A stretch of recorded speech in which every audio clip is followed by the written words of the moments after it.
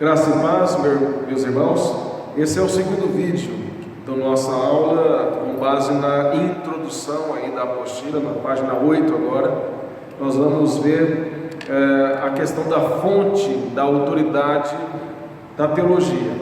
Como eu disse no vídeo anterior, nós não podemos acreditar que um cristão verdadeiro possa desprezar o estudo teológico. Ele pode até desprezar por uma questão de ignorância, por não ter sido bem instruído.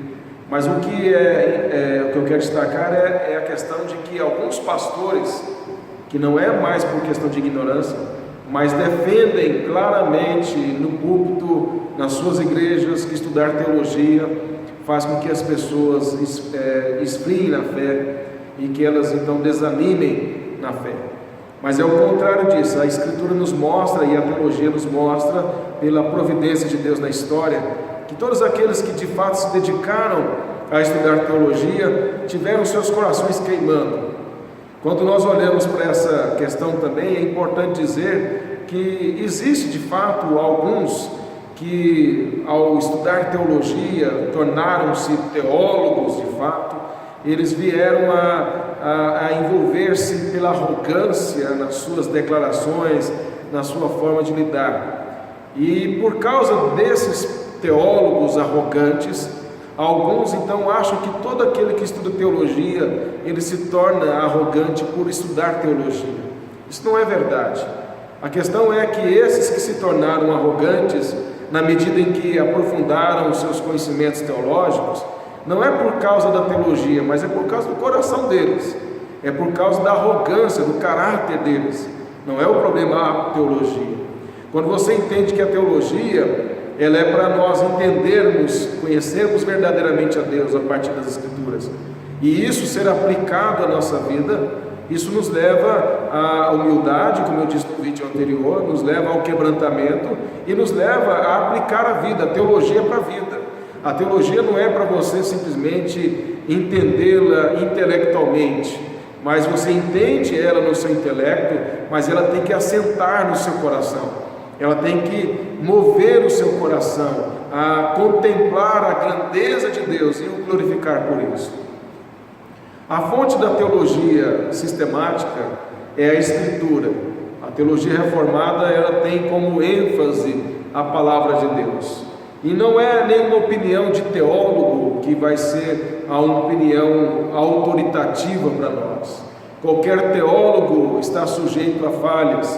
Como dizia João Calvino, todos nós temos uma nuvenzinha de heresia na nossa cabeça. Ele quis dizer que nós todos somos sujeitos a fazer interpretações erradas, a desenvolver algum aspecto da teologia de forma errada, ainda que com a sinceridade no coração de fazer o certo, de entender o correto.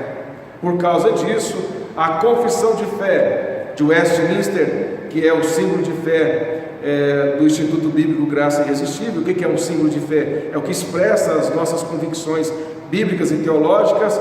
Essa confissão de fé, que foi feita pelos melhores teólogos na Inglaterra, na capela de Westminster, ela diz o seguinte acerca das Escrituras: o juiz supremo pelo qual todas as controvérsias religiosas têm de ser determinadas e por quem serão examinados todos os decretos de concílios, todas as opiniões dos antigos escritores, todas as doutrinas de homens e opiniões particulares, o juiz supremo em cuja sentença nos devemos firmar, não pode ser outro senão o Espírito Santo falando na Escritura. Observe o que a confissão de fé diz. Ele diz que nenhuma opinião dos antigos escritores, ou seja, dos teólogos antigos, nenhuma doutrina de homens, nenhuma opinião particular, nada, nenhum concílio, nem mesmo uma confissão como a própria confissão de fé de Westminster, nada pode estar acima da autoridade da Escritura. É a Escritura, por meio do Espírito Santo, é que vai dizer se tal opinião, tal reflexão teológica, tal teólogo está correto ou não. Essa é a nossa defesa. Nós temos a Escritura como sendo a nossa única regra de fé e prática. todo o nosso curso, todos os módulos do Instituto Bíblico Graça Irresistível tem a Escritura como juiz supremo. É o Espírito Santo de Deus como juiz supremo, por meio da Escritura, nos mostrando o que é certo e o que é errado. Os teólogos e os pensamentos teológicos, as escolas teológicas que nós vamos estudar no decorrer desse curso são importantes, mas não são normativas para nós, não são determinantes para nós. O que é determinante é o que a Escritura diz. Dr. Heber Carlos de Campos, em seu livro O Ser de Deus, ele fala exatamente sobre esse desprezo de muitos crentes com relação ao estudo da teologia. Ele diz assim: infelizmente, muitas pessoas em nossa época têm tomado aversão pela palavra doutrina ou teologia. Olha que interessante. Ele diz: muitas pessoas têm tomado aversão pela palavra doutrina, porque diz doutrina é coisa de homens, ou a palavra teologia. Ele continua dizendo: para essas pessoas, doutrina significa uma coisa árida. Essas pessoas defendem que estudar doutrina é algo árido. E ele diz: e teologia é simplesmente o pensamento ou opinião de homens a respeito de Deus. As pessoas que têm essa aversão à doutrina ou à teologia defendem que teologia é simplesmente a opinião de homens acerca de Deus. Ele continua dizendo o seguinte: é verdade que a teologia é uma elaboração humana, mas a teologia sadia é uma tentativa séria e justa de entender corretamente a revelação que Deus faz de si mesmo na Escritura. É lógico que a teologia, ela parte de elaborações, de reflexões, de pensamentos. Vocês vão ver no decorrer do curso que existem pensamentos profundos, que em alguns aspectos você vai até associar à filosofia, porque é uma construção lógica. Mas esse pensamento e essas construções de pensamento, elas são fundamentadas nas Escrituras, é o que eu falei antes.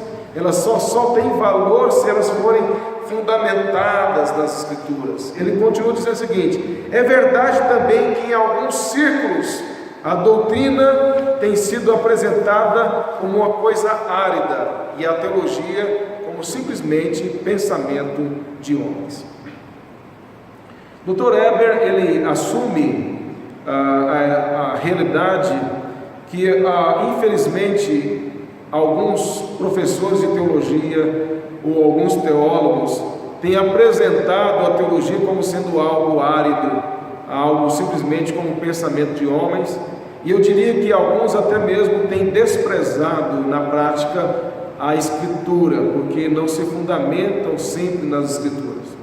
Mas estes não representam a essência da teologia, eles não expressam aquilo que realmente é. Se você estudar a história da igreja, você vai ver que os teólogos reformados, eles foram, na sua maioria, homens piedosos, homens de oração, homens que amavam missões, evangelismo, amavam a igreja, amavam as Escrituras. Isso fazia parte da vida deles.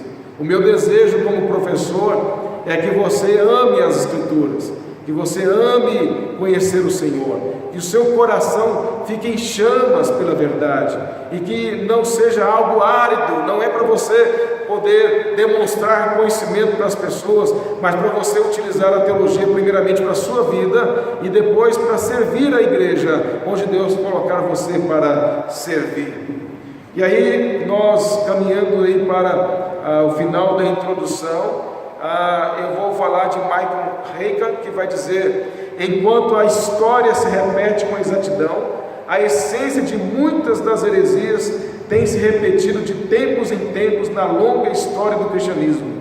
Por exemplo, o interesse da pós-modernidade em espiritualidade, embora seja contra o cristianismo, tem inúmeras semelhanças com a extensa batalha contra o gnosticismo, que ocupou a igreja durante os séculos 2 e 3. O conhecimento da maneira como os cristãos defenderam no passado a fé contra o gnosticismo proveria hoje maneiras proveitosas de respondermos a espiritualidade pós-moderna. É um aspecto que nós vamos tratar nessa apostila de introdução, mostrar o desenvolvimento da teologia por períodos e mostrar como os teólogos enfrentaram as heresias em cada um desses períodos, as principais heresias. E aqui ele coloca que essa busca por misticismo, por espiritualidade da pós-modernidade, é algo que tem a ver lá no passado com uma heresia chamada gnosticismo, que nós vamos estudar na apostila. Vai ter momentos para a gente estudar bem profundamente esses assuntos aí. Mas o que ele quer mostrar para nós, e o que eu pretendo demonstrar na apostila, é que essas heresias que nós enfrentamos hoje são, na verdade, as heresias antigas, porém com uma vestimenta diferente. E quando você tem essa visão do passado, de como na história da igreja essas heresias surgiram e como elas foram respondidas pelos teólogos fiéis à Escritura, faz com que você interprete adequadamente o presente e enfrente essas heresias. É possível que você, ao ter contato com algumas heresias, você nem percebeu ainda que elas são heresias, porque a cultura te envolveu, a própria realidade mística da igreja evangélica brasileira tem te envolvido de forma inconsciente. Você talvez esteja até mesmo aceitando algumas dessas heresias que já há muito tempo foram condenadas por teólogos fiéis. É sobre essas questões, é sobre a inspiração das Escrituras, o caráter das Escrituras, que nós vamos estudar durante essa apostila. Estudar a importância da teologia sistemática, o que é a teologia sistemática, como ela se relaciona com outras disciplinas, como ela é construída, os períodos de desenvolvimento teológico durante a história da igreja, e por último, nessa apostila, sobre a Escritura, que é a revelação de Deus para nós, é o registro da revelação especial, e nós vamos estudar sobre revelação geral, revelação especial, e aí terminaremos com a inspiração das Escrituras. Espero que você possa se animar cada vez mais no estudo da Palavra de Deus, e que isso faça com que a sua mente possa se expandir e o seu coração possa ser quebrantado na medida em que você estuda a Palavra de Deus. Que Deus assim nos abençoe. Amém.